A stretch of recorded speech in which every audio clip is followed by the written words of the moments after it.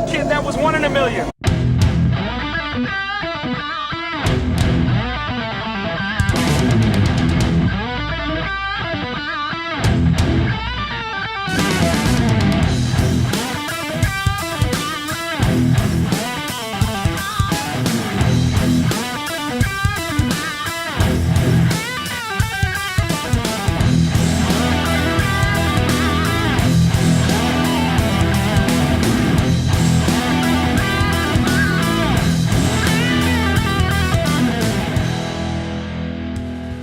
Right, in this one we're fitting these lenses, or one of them, to the RunCam2 action camera. Now the reason for that is the standard camera has a very wide field of view, doesn't have much in the way of zoom.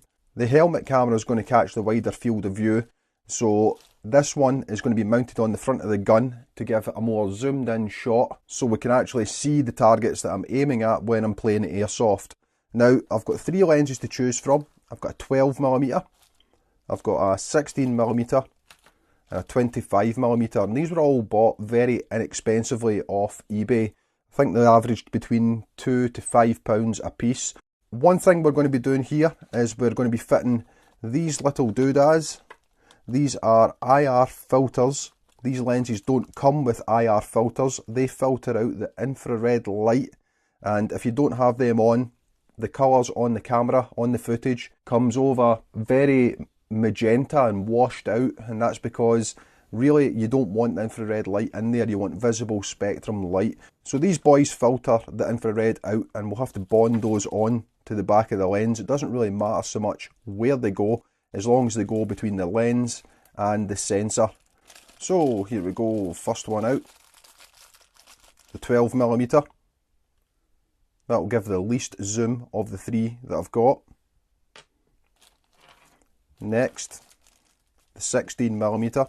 Now, I think the 16mm is going to be the one that I go with, based off what a lot of existing airsoft gamers use that are putting videos on YouTube and the like. And I've also got a 25mm. Now, that'll provide the maximum amount of zoom, and it's probably more suited to longer range play, and that's the factory wide angle lens there. Now these IR filters, they're made from a sort of coated glass. They're very fragile, and they're going to be a little bit fiddly to fit, but it's just a matter of being careful and using the right glue.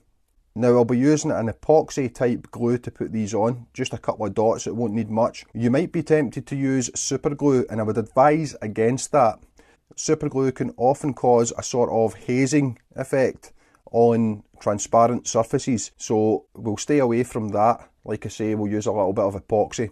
Let's get one of them fitted up. I'm going to go with the 16mm lens first, and I'm just going to bond one of those little glass filters into the back side there.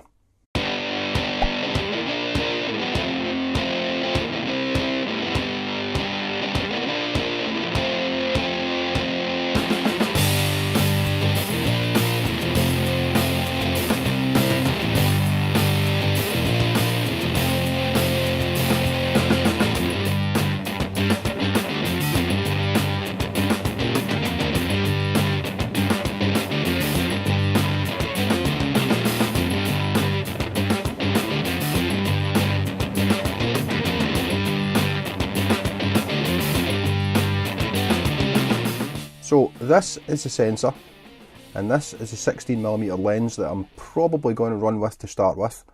Now I've done a bit of quick testing, and for that to focus, it only screws in there about 1.5 turns.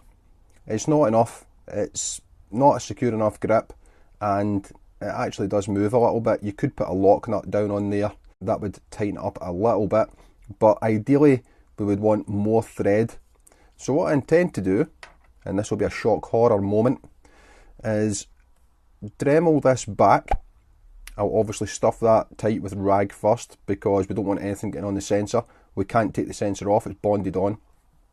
So I'll cut that back to shorten that, and I'll cut the adapter back maybe to about there, which will allow the whole thing to go slightly more in, yet also extend the thread.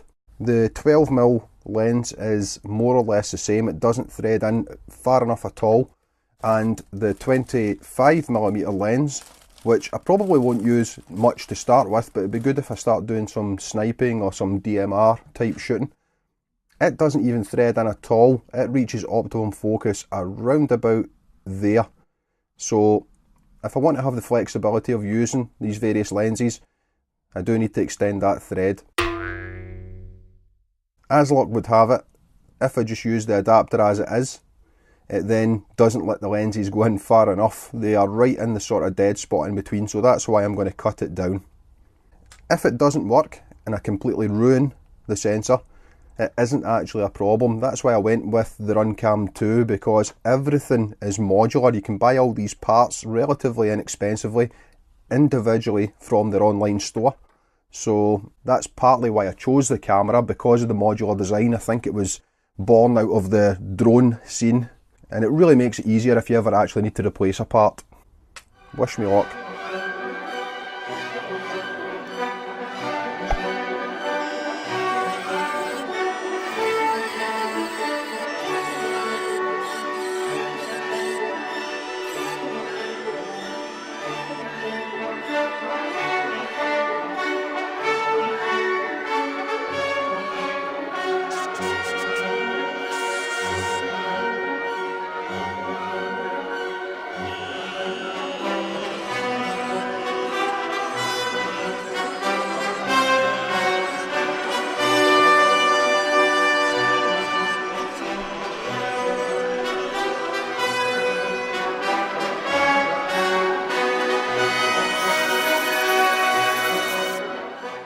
Well, that was kind of scary, but it seems to have worked.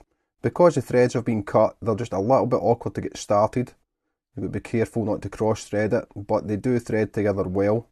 So if this new section of thread gives me the lens position that I need, then it can stay in there permanently, so I may actually come back and bond this piece in. But yep, threads up nice and firm. Nothing bottoms out, the sensor's still clean. So let's get this all assembled back together, and then we can put some lenses in and have a play.